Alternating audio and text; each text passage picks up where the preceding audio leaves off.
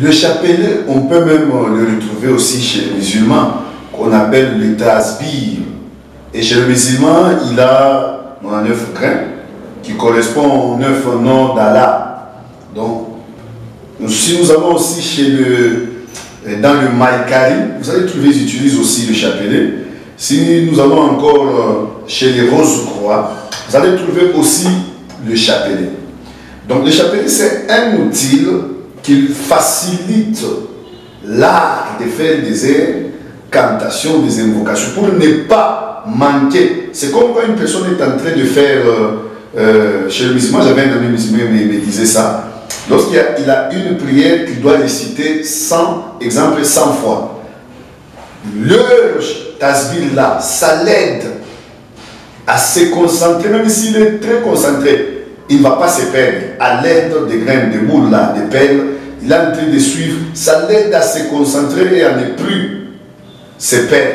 C'est un outil qu'on utilise dans l'occultisme.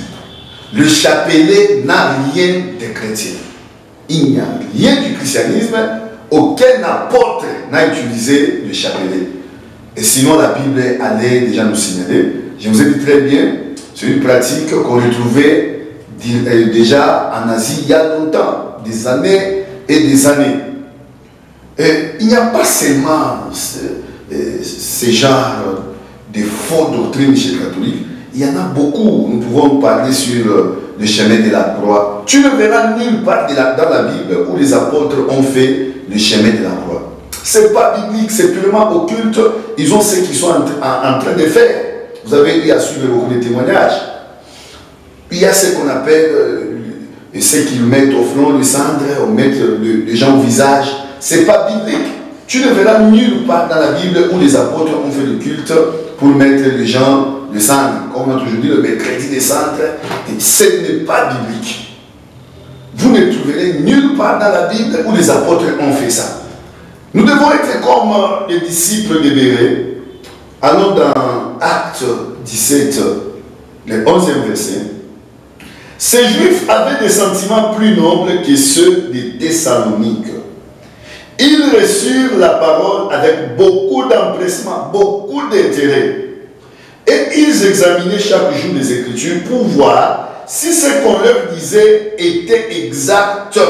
C'est que nous devons avoir l'habitude d'analyser les pratiques qui se passent dans nos soi-disant églises pour vérifier réellement si cela vient de Dieu. Ou bien les apôtres qui nous ont précédés dans la foi ont pratiqué aussi cela.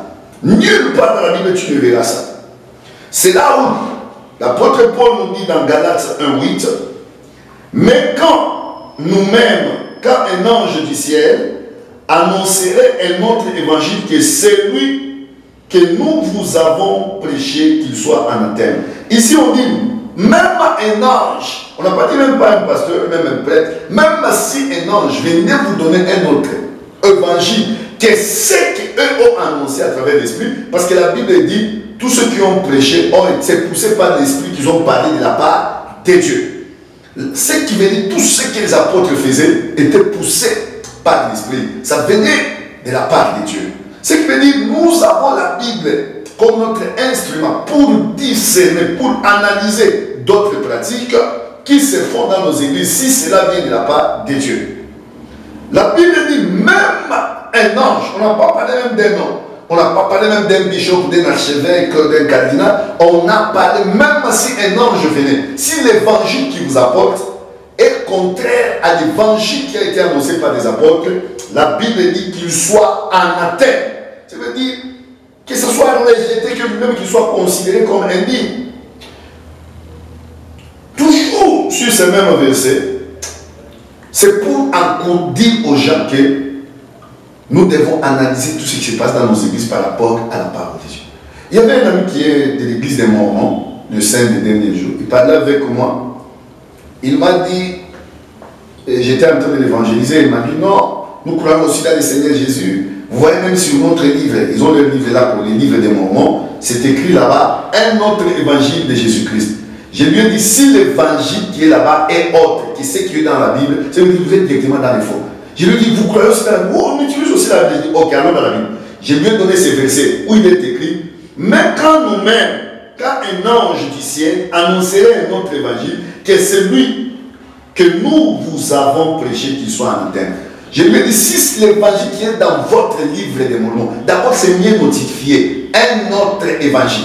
Ce qui veut dire, le Saint-Esprit, Dieu, ça fait déjà qu'il y a d'autres évangiles qui viendront. Toujours au nom du Seigneur, mais qui ne sont pas du Seigneur. C'est pour cela qu'il est écrit ici, si on vous amène un autre évangile, je lui dis, lis très bien sur votre livre. C'est écrit, oh, un autre évangile de Jésus. Si c'est un autre évangile, c'est que ça ne vient pas de la part de Dieu. La Bible à elle-même est suffisante pour enseigner, pour évangéliser, pour propager la bonne nouvelle. Nous n'avons pas besoin d'un autre livre. Nous n'avons pas besoin d'un autre évangile, contraire à l'évangile que les apôtres nous ont laissé. Il y a plusieurs pratiques qui sont purement des pratiques.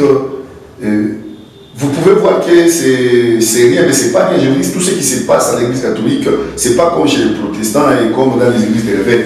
Un prêtre, tout ce qu'il fait, il connaît ce qu'il est en train de faire. Essayez de leur poser des questions. Vous allez voir qu'il y a même la différence entre les pasteurs et eux. Vous savez, ils sont maîtrisés dans ce qu'ils sont en train de faire. Tu lui poses une question, il va te répondre. Il connaît très bien ce qu'ils sont en train de faire. Il n'y a aucune cérémonie qui n'a pas d'essence chez le catholique. Si tu vois un prêtre habillé en rouge, il sait pourquoi il est habillé en rouge.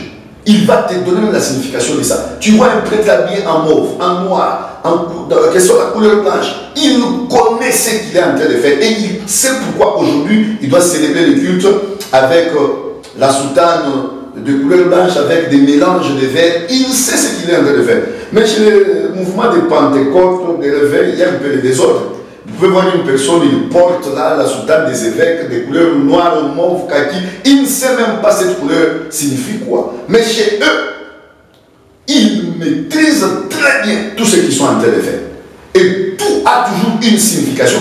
Voilà pourquoi ça doit avoir de fondement et de base biblique.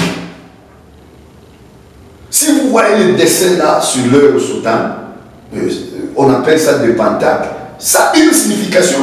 Il ne porte pas des choses en désordre. S'il porte un signe, c'est qu'il connaît le signe qu'il a porté. C'est comme j'avais vu un pasteur là de l'église de réveil en train de porter une croix là, la croix des Maltes. J'ai lui posé la question, tu connais ce que signifie cette croix, la croix que tu portes? Il ne sait pas. Tu connais la croix des Maltes? Il ne sait même pas la croix des Maltes c'est quoi. Il a vu un autre bishop porter, lui aussi il a porté.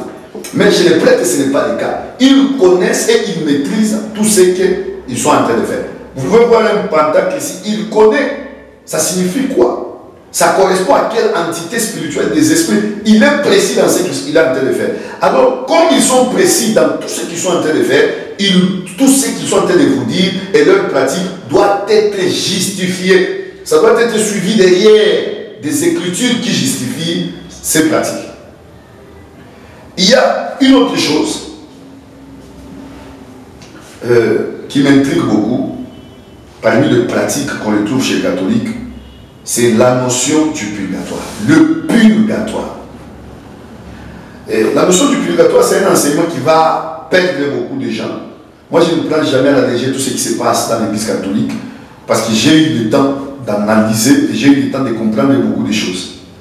Et la majorité des signes que vous voyez sur les soutanes des prêtres, des dessins que vous voyez dans leur temple, c'est purement des pentacles.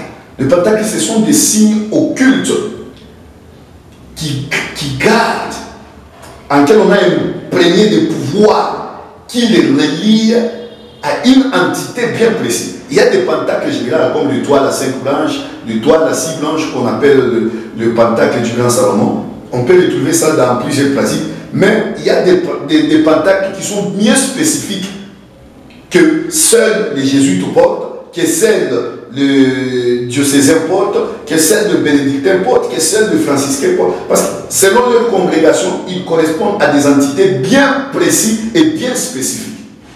Qu'on ne vous trompe pas. La notion du purgatoire. Qu'est-ce que signifie d'abord le purgatoire? Le purgatoire signifie lieu de purification. On fait croire aux gens que si tu meurs avec d'autres péchés, et il y a des temps que tu vas passer au purgatoire, là où tu vas être purifié, après tu vas rejoindre le ciel. C'est faux et archi-faux. L'unique endroit où tu dois purifier ta vie, c'est ici-bas. L'unique endroit où tu dois faire les choix, où tu passeras ton éternité, c'est ici-bas. C'est ici-bas qu'on doit croire dans le Seigneur, c'est ici-bas qu'on doit se repentir, c'est ici-bas qu'on doit marcher dans la sanctification, c'est ici-bas qu'on doit arranger notre vie. Lorsque tu meurs, ce qui veut dire ton sort est déjà scellé. Et on ne peut pas changer ça. Je ne sais pas Dieu dans sa souveraineté, mais avec les Écritures, lorsque tu meurs dans l'état où tu meurs, ton sort est déjà scellé. Tu meurs dans le péché, directement l'endroit où tu dois aller est bien connu. Tu meurs dans la sanctification, l'endroit où tu dois aller est bien connu. Même les cultes là qu'on fait pour aller enterrer le mort, les cultes là, je ne sais pas, les cultes de l'Équiem, les cultes où on met là-bas le mort dans le cercueil, on prie pour lui, on fait des cérémonies. Si la personne n'avait pas donné, son vivant n'avait pas donné sa vie à Jésus, quelles que soient les prières qu'on fait là, quelles que soient des louanges, quel que soit tout ce que nous pouvons faire, le sort de la personne a déjà été scellé par ce que la personne faisait sur la terre. C'est pour ça que lorsque tu es encore en vie, rassure-toi que tu as déjà reçu le Seigneur. Parce que la vie ici-bas est une vie qui est chronométrée. C'est pour ça sur la croix qu'on écrit « né-les, décédez-les ». Ce qui veut dire, c'est une vie qui est chronométrée, qui est bien précise. Ça commence telle date, ça termine telle date. Mais la vie de là où nous allons, c'est une vie pour l'éternité. Tu dois maintenant savoir, tu vas passer ton éternité dans les faits, ou bien tu vas passer ton éternité au paradis dans le sein d'Abraham. Je ne sais pas si on doit revenir, parce que vous avez eu à suivre le témoignage du pasteur Léo Kassongo, du pasteur Jonas. C'est mieux expliqué sur les séjours des morts. Où vont les morts? Ceux qui meurent dans le Seigneur. Et où vont ceux qui meurent, qui ne meurent pas dans le Seigneur? Alors le purgatoire, c'est juste une distraction à abattre dans votre conscience. Qu'on ne vous trompe pas. Nous allons prendre Matthieu 22 avant que je puisse évoluer avec les Écritures. Matthieu 22, 32. Matthieu 22, 32. Vous connaissez cette histoire, c'était les Juifs qui posaient des questions à Jésus. Mais je répète seulement la réponse de Jésus pour vous dire ce qui est réel. Je suis le Dieu d'Abraham, le Dieu d'Isaac et le Dieu de Jacob. Dieu n'est pas Dieu des morts, mais des vivants. Vous allez me poser des questions, mais pourquoi ici il dit qu'il est le Dieu d'Abraham, d'Isaac et de Jacob? Mais ils sont aussi morts, mais il dit ici, Dieu n'est pas Dieu des morts. Lui dit n'est pas Dieu des morts, mais comment est-ce qu'il a dit qu'il est Dieu d'Abraham, d'Isaac et de Jacob? Ceux qui sont en Dieu, ceux qui sont à Christ, en Christ, ils ne meurent pas. Même étant morts, ils vivent encore par Christ. Mais si tu meurs en dehors de Dieu, en dehors de Christ, il n'est pas un Dieu des morts. C'est que tu ne peux pas croire en lui étant mort. Tu ne peux pas lui donner ta vie étant mort. Il n'est pas un Dieu des morts. On lui donne la vie lorsque tu es en vie. Tu fais ton choix. La Bible dit très bien, Dieu a tant aimé le monde. Il a donné son Fils unique afin que quiconque croit en lui ne périsse point, mais qu'il ait la vie éternelle. C'est le moment où on te prêche, bien aimé. C'est le moment de croire, de donner ta vie à Jésus. Il ne faut pas attendre le temps de la mort. C'est parce que lorsque tu meurs, ton sort est déjà scellé. Le choix de là où nous allons passer notre éternité, c'est fait lorsque tu es en vie. C'est ça le purgatoire, je peux dire, le meilleur purgatoire, où tu dois purifier ta vie. C'est lorsque tu es encore en vie, tu dois faire un choix.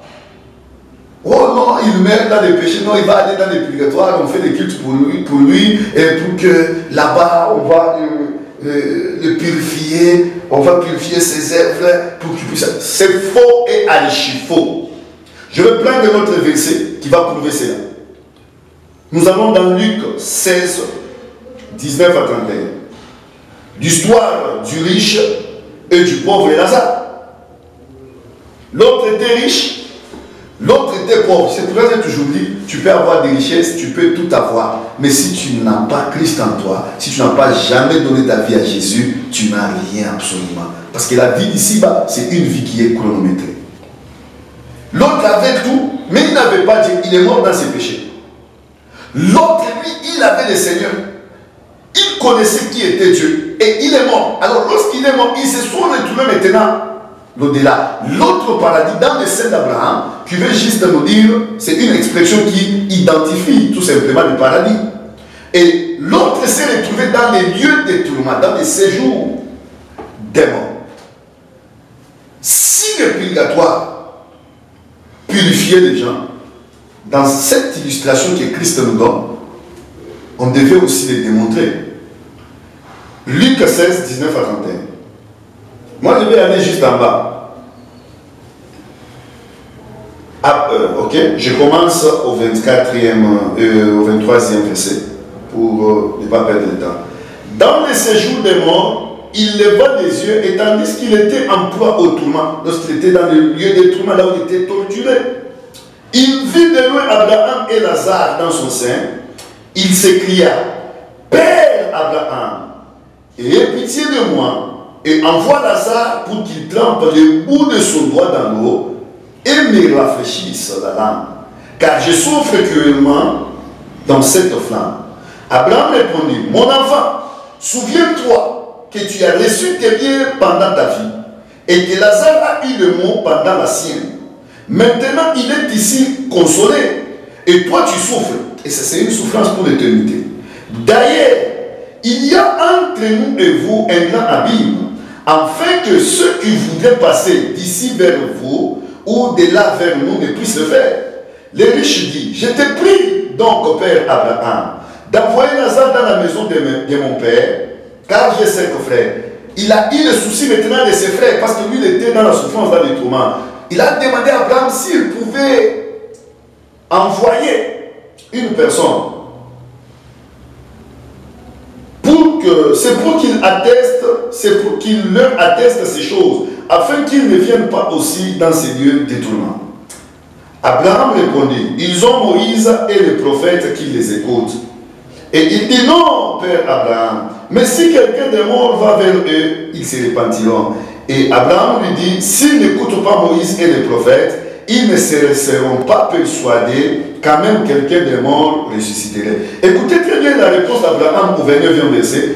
Abraham répondit, ils ont Moïse et les prophètes qu'ils écoutent. Ce qui veut dire, ils ont des serviteurs de Dieu qui sont sur terre. Le pasteur, le prophète, le véritable, je ne parle pas des faux. Les évangélistes qui annoncent l'évangile pur de Jésus. Ils ont les prophètes, ils ont des serviteurs qu'ils écoutent, qu'ils croient au message qu'ils leur présentent, qu'ils croient dans le Seigneur Jésus, Christ de Nazareth, qu'on est en train de leur présenter.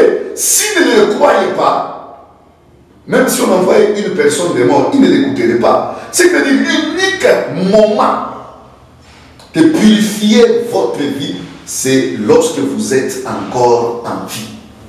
Lorsque vous êtes mort, le sort de votre âme est déjà scellé et on ne peut pas le changer. Écoutez aussi ce que Apocalypse 14, 20 et 14, 13, ce qu'il dit. Apocalypse 14, 13, écoute ce qu'Apocalypse 14, 13 dit. Nous lisons au nom du Seigneur Jésus pour l'édification d'une personne. Et la version ici me complique la Bible. Nous allons lire ici. Apocalypse 14, 13, le 13e verset. Et j'entendis du ciel une voix qui disait, écris, heureux dès à présent les morts qui meurent dans le Seigneur. Oui, dit l'Esprit, afin qu'ils se reposent de leurs travaux, car leurs œuvres le suivent. Pas les œuvres qui vont croiser là-bas. Les œuvres qu'ils ont eu à produire ici, les suivent là-bas. Donc c'est dans cette vie qu'on doit donner sa vie à Christ. C'est pour cela qu'il est précisé ici. Heureux dès à présent, le mort, ceux qui meurent dans le Seigneur, ceux qui meurent dans le Christ, leurs œuvres les suivent. La notion du purgatoire, c'est purement diabolique pour perdre beaucoup de gens. Tout ce qu'on fait là comme prière les jours de ta mort n'a pas d'impact plus que le choix que tu as eu à faire lorsque tu étais toi-même vivant. Ce qui veut dire, la notion du purgatoire est purement mensongère. L'unique endroit où tu peux purifier ta vie, c'est le moment où tu es en vie. Hein? C'est le moment où tu es en vie. Lorsque tu meurs avec le péché, c'est foutu pour toi. Et pourquoi nous analysons beaucoup les pratiques de l'Église catholique? Parce que la religion est l'instrument dans le meurtre de Satan. Et il n'y a pas... C'est pour cela même, il y a un adage qui dit la religion est l'opium du peuple. La religion est l'instrument terrible que Satan utilise pour capturer les âmes. C'est pour ça que lorsque vous lisez même le 7 sceaux, si vous prenez les 4 cavaliers, vous allez écouter, nous allons lire pour être précis, Apocalypse, nous sommes toujours dans Apocalypse. Apocalypse 6, 2. Apocalypse 6, 2. Le 4 cavaliers, nous prenons le premier cavalier. Aujourd'hui, je ne suis pas là pour expliquer les 7 sauts. Le premier saut, il dit ceci, Apocalypse 6, 2. J'ai regardé et voici, parut un cheval blanc. Celui qui le montait avait un arc. Une couronne lui fit donner. Et il partit pour vaincre. La Bible dit, il partit en vainqueur et pour vaincre. Oh, ce premier cavalier, habillé en blanc, sur un cheval blanc, je retourne, j'ai regardé, voici, parlait un cheval blanc, celui qui le montait avec un arc. Le cheval blanc, il n'était pas de couleur noire, le premier cavalier. La couleur blanche, c'est qui montre la purification, c'est qui montre la sainteté. Or, ici, ces cavaliers représentent la fausse religion. La Bible dit, il partit en vainqueur et pour vaincre. La fausse religion va vaincre beaucoup de gens. Des âmes destinées à la perdition tombent dans les fausses religions. Christ dit, je connais mes brebis et mes brebis me connaissent. Celui qui est de Christ, quel que soit là où il se trouve, lorsqu'il va écouter la parole du berger, il va suivre le berger. Parce que lui-même il dit, je connais mes brebis et mes brebis me connaissent. C'est qu'il dit, là où il va lancer sa parole, le berger, le brebis vont reconnaître la voix du berger. La religion est un instrument. Et vous allez voir, toutes ces religions ont presque des points communs. Et toutes ces religions ont presque des points communs. Toutes ces religions ont presque des points communs. Toutes ces religions ont presque des points communs. Ils utilisent tous des chapelles. Et j'ai toujours dit, l'occultisme, lorsque nous sommes en bas, vous pouvez croire que celui qui pratique l'hindouisme, le bouddhisme, le catholicisme, le brahmanisme, vous allez voir que ça se diffère. Lorsque vous êtes au niveau inférieur, ça se diffère. Mais lorsque vous montez des niveaux, la base de toutes les fausses religions, c'est le deuxième ciel, où règne la reine du ciel, appelée la mère des dieux, qui est même le souffle de la magie, la déesse adorée dans l'église catholique. Nous devons bien analyser. Nous prions où? Nous avons cru dans quoi? Nous suivons quelle doctrine? Il y a une autre chose qui touche vraiment mon attention, c'est ce qu'ils appellent l'Assomption de Marie. Et ils célèbrent ça le 14 août, si je ne me trompe pas, parce que moi je ne suis pas catholique. Vous allez comprendre très bien avec des précisions que Marie n'était pas montée comme ça. Parce que les catholiques ont toujours dit que Marie n'a pas connu la mort. Oh, c'est écrit où dans la Bible que Marie n'était pas morte physiquement dans ce monde. Tous les gens que Dieu a élevés comme ça, il y a Jésus-Christ, il y a Enoch, il y a Élie. La Bible donne même des versets. Vous pouvez lire Actes 1er chapitre, le 6e verset. Mais pour Marie, c'est écrit où? C'est la question que je pose. Je ne suis pas venu pour nier. Okay. Les gens que Dieu a élevés, qui sont montés sans connaître la mort, ils sont là. Et il y a Enoch, il y a Élie. Christ aussi a pris sa résurrection, Dieu l'a pris.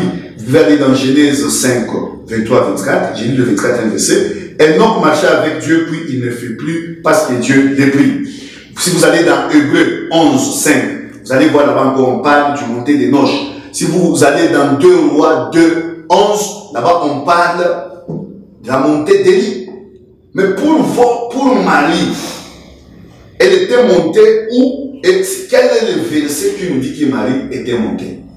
Tout doit être prouvé dans la Bible. Je ne vais pas beaucoup perdre le temps encore sur le mouvement catholique, sur la religion catholique. Nous allons traverser à d'autres émissions. Si vous avez vos questions, n'hésitez pas à nous écrire. Nous allons répondre comme on a fait avec ceux qui nous ont écrit sur la religion catholique. Et on a pris presque 2 séances, 2 émissions pour répondre à leurs préoccupations.